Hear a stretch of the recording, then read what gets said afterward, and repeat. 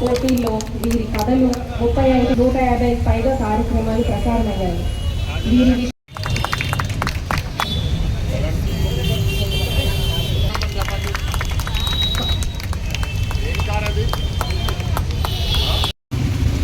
చూస్తున్న family members అందరూ ఎక్కడ ఉన్నారు, ఎవరెక్కడ ఉన్నారని చూస్తున్నాను. నేను నాకు దురదృష్టం ఏంటంటే నేను ప్రకాష్ రావు గారిని ఎప్పుడు కలవలేదు. నాకు ఆయన గురించి ఆయన చనిపోయిన తర్వాత తెలిసింది. నాకు బాధగా అనిపించింది, అట్లాంటి మనిషిని నేను కలవలేకపోయాను అని.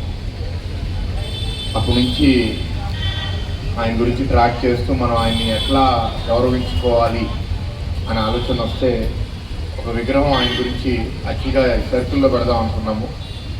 ప్రభుత్వ అధికారులను అడిగితే సుప్రీంకోర్టు వర్డిక్ట్ ప్రకారం పెట్టకూడదు అంటారు. అంటే కొందరు పెట్టేస్తున్నారు ఇక్కడక్కడ, కానీ నా ద్వారా ఏదో ఇల్లీగల్గా చేయడం నాకు ఇష్టం లేదు కాబట్టి చెప్పాను, మన పబ్లిక్ ప్లేస్లో వదిలేండి అంటే. ఇక్కడ ఈ ప్రైవేట్ ప్రాపర్టీలో ఇక్కడ పెడతారంటే తప్పకుండా మంచి ఐడియా అని చెప్పి ఇక్కడ ఇవాళ స్టాచ్యూ ఇనాగ్రేషన్ చేశాము.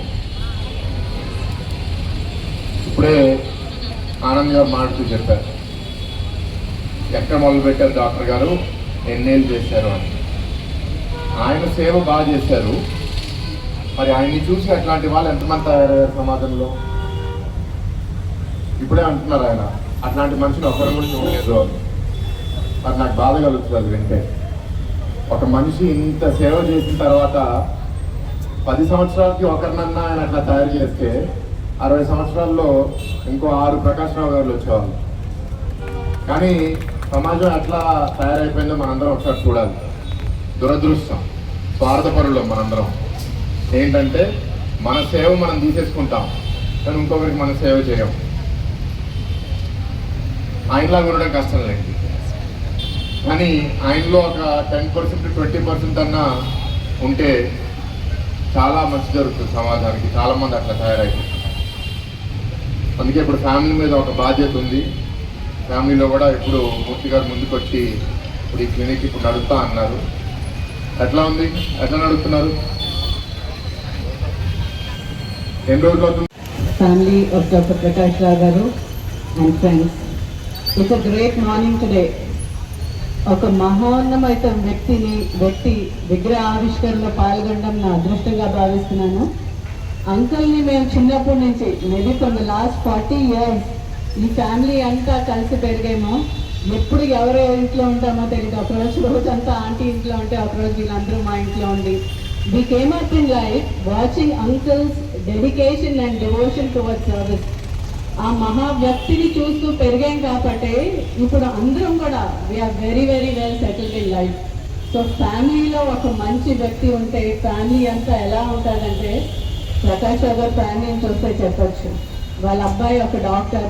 He's the first person who has taken intensive care specialization in India and he keeps on to do well right even now in life. Alage Chandu kuda he's headed the Qualcomm operations head. He was the head of Indian operations. So anta manchi padula antu munni she was చిన్నప్పుడు ఎప్పుడు ఒక exam ముందు ఏడ్చేది. అందరూ అనుకునేవాళ్ళు ఏడ్చేస్తే అమ్మ తిని tension తీరిపోతుందని. అలాగే ఎంసెట్లో డబుల్ డిజిట్లో ర్యాంక్ తెచ్చుకుంది. అలాగే పీజీలో సింగిల్ డిజిట్ ర్యాంక్ తెచ్చుకుంది.